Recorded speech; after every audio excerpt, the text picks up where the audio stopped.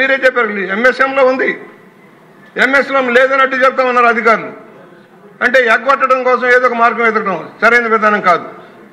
అధికారులు విజ్ఞప్తి చేస్తున్నాం, రాష్ట్ర ప్రయోజనాలు కాపాడండి, రాష్ట్రంలోని పరిశ్రమలు కాపాడండి, రాష్ట్రంలోని ఉపాధి కల్పనకి కాపాడండి, మీ ఒంటెత్తుపోగలు పోవద్దని విజ్ఞప్తి చేస్తా ఉన్నాం. ఎందుకంటే ఇవాళ ఏదైతే ఈ రాష్ట్రంలో ఉపాధిని పెంపొందించాల్సిన అవసరం ఉంది. దయచేసి మంత్రి గారికి విజ్ఞప్తి చేస్తున్నాం, పిలవండి, మీ సమస్యల్లో మాట్లాడండి. అధికారులు వదిలేయొద్దండి. ఎవరి ప్రయోజనాలు వాళ్ళ స్వప్రయోజనాలు వాళ్ళు చూసుకుంటూ ఉన్నారు. పొరుగింటి పుల్లకూర రుచి కాదండి, మన పుల్లకూరే రుచిగా భావించండి దయచేసి. అవినీతి అధికారుల వల్ల కొంత నష్టం జరుగుతోంది. వారి పర్సంటేజ్ల కోసం కక్కుతుబడి విధానాలను తప్పుదారి పట్టించి తప్పుడు అవగాహన కల్పించి మీకు తప్పుడు ఇన్ఫర్మేషన్ ఇచ్చి ఎవరి కోసం మొత్తుకుంటున్నాం? రాష్ట్రం కోసం, రాష్ట్ర సంపద కోసం. దయచేసి ఆలోచన చేయమని విజ్ఞప్తి చేస్తున్నాం అధ్యక్ష. ఎందుకంటే ఒకవైపు ముఖ్యమంత్రి గారు, ఉప ముఖ్యమంత్రి గారు, లోకేష్ గారు కాలుకి బల్బం కట్టుకొని దేశమంతా తిరుగుతూ ఉన్నారు, ప్రపంచమంతా తిరుగుతున్నారు. పరిశ్రమలు రావాలి, పెట్టుబడులు రావాలి, ఉపాధి మెరుగుపడాలి, ఉపాధి అవకాశాలు మెరుగుపడాలి, మహిళా పారిశ్రామికతో తయారు కావాలని మనం చెబుతున్నాం. మనం ప్రోత్సహించట్లా. మన దగ్గర బెల్ట్లు తయారు చేయలేరా? మన దగ్గర బూట్లు తయారు చేయలేరా? మన దగ్గర వస్తు ఉత్పత్తి చేయలేరా? వాటికి మార్కెటింగ్ లేక ఇతర రాష్ట్రాల మీద, ఇతర ప్రాంతాల మీద ఆధారపడటం ఏంటి? ఈ రాష్ట్రంలో జనం ఎక్కువ ఉన్నారు, చేతి వృత్తులు ఉన్నాయి, వాటిని కాపాడుకోలేకపోతున్నాం.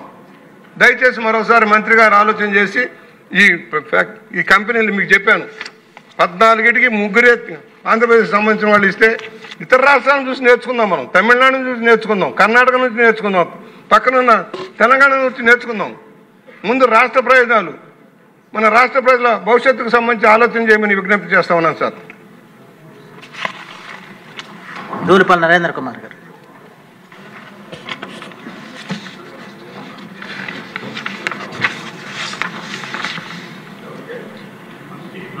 స్పీకర్ సార్, గౌరవ మంత్రి గారి సమాధానంలో ఒకటి చెప్పారు అధ్యక్ష. ఏదైతే ఫోర్టిఫైడ్ రైస్ కర్నల్కి సంబంధించి 25% రిజర్వ్ చేశామని చెప్పారు. రెండోది వాళ్ళు చెప్తా ఉంది ఏంటంటే ప్రధానంగా మన గవర్నమెంట్ ఆఫ్ ఏపీకి సంబంధించి సివిల్ సప్లైస్ డిపార్ట్మెంట్ నేషనల్ ఈ టెండర్ ప్రాసెస్లో టెండర్ పిలుస్తున్నారు అధ్యక్ష. అధ్యక్ష, దాదాపు ఈ దేశంలో 29 రాష్ట్రాలు ఉన్నాయి అధ్యక్ష.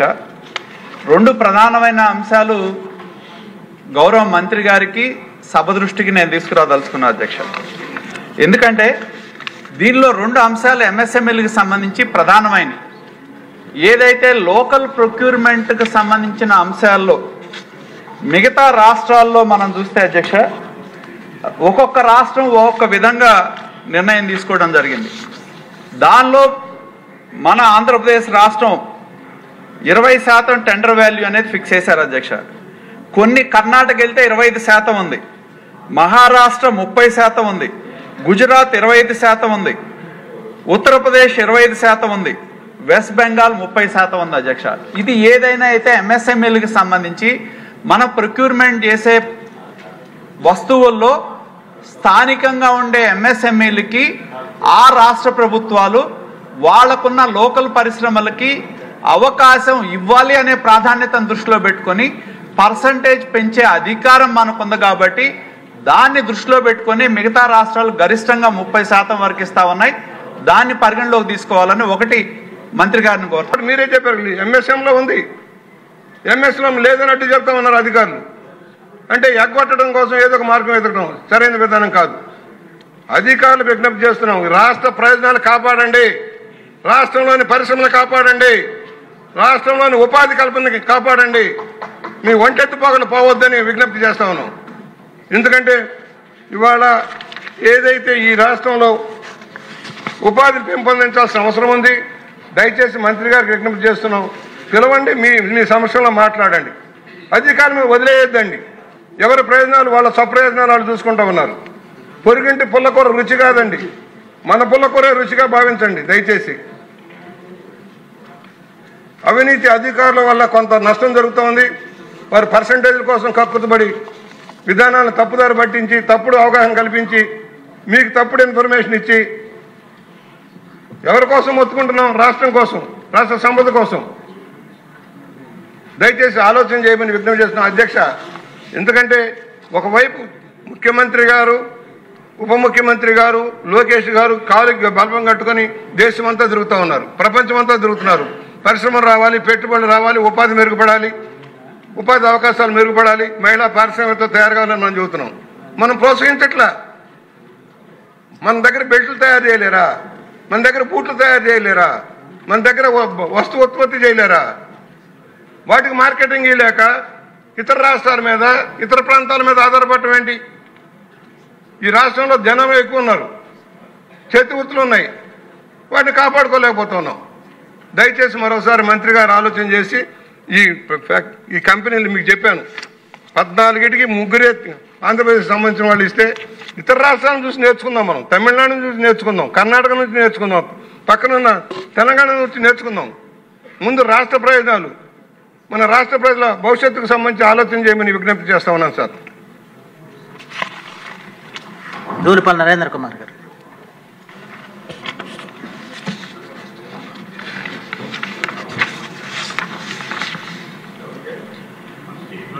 స్పీకర్ సార్, గౌరవ మంత్రి గారి సమాధానంలో ఒకటి చెప్పారు అధ్యక్ష.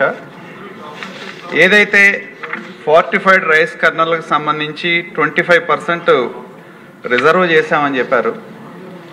రెండోది వాళ్ళు చెప్తా ఉంది ఏంటంటే, ప్రధానంగా మన గవర్నమెంట్ ఆఫ్ ఏపీకి సంబంధించి సివిల్ సప్లైస్ డిపార్ట్మెంట్ నేషనల్ ఈ టెండర్ ప్రాసెస్లో టెండర్ పిలుస్తున్నారు అధ్యక్ష. అధ్యక్ష, దాదాపు ఈ దేశంలో 29 రాష్ట్రాలు ఉన్నాయి అధ్యక్ష. 2 ప్రధానమైన అంశాలు గౌరవ మంత్రి గారికి సభ దృష్టికి నేను తీసుకురాదలుచుకున్నా అధ్యక్ష. ఎందుకంటే దీనిలో 2 అంశాలు ఎంఎస్ఎంఈలకు సంబంధించి ప్రధానమైనవి. ఏదైతే లోకల్ ప్రొక్యూర్మెంట్కి సంబంధించిన అంశాల్లో మిగతా రాష్ట్రాల్లో మనం చూస్తే అధ్యక్ష, ఒక్కొక్క రాష్ట్రం ఒక్కొక్క విధంగా నిర్ణయం తీసుకోవడం జరిగింది. దానిలో మన ఆంధ్రప్రదేశ్ రాష్ట్రం 20% టెండర్ వాల్యూ అనేది ఫిక్స్ చేశారు అధ్యక్ష. కొన్ని కర్ణాటక వెళ్తే 25% ఉంది, మహారాష్ట్ర 30% ఉంది, గుజరాత్ 25% ఉంది, ఉత్తరప్రదేశ్ 25% ఉంది, వెస్ట్ బెంగాల్ 30% ఉంది అధ్యక్ష. ఇది ఏదైనా అయితే ఎంఎస్ఎంఈలకు సంబంధించి మన ప్రొక్యూర్మెంట్ చేసే వస్తువుల్లో స్థానికంగా ఉండే ఎంఎస్ఎంఈలకి ఆ రాష్ట్ర ప్రభుత్వాలు వాళ్లకున్న లోకల్ పరిశ్రమలకి అవకాశం ఇవ్వాలి అనే ప్రాధాన్యతను దృష్టిలో పెట్టుకొని పర్సంటేజ్ పెంచే అధికారం మనకుంది. కాబట్టి దాన్ని దృష్టిలో పెట్టుకొని మిగతా రాష్ట్రాలు గరిష్టంగా 30% వరకు ఇస్తా ఉన్నాయి. దాన్ని పరిగణలోకి తీసుకోవాలని ఒకటి మంత్రి గారిని కోరుతా ఉన్నా అధ్యక్ష.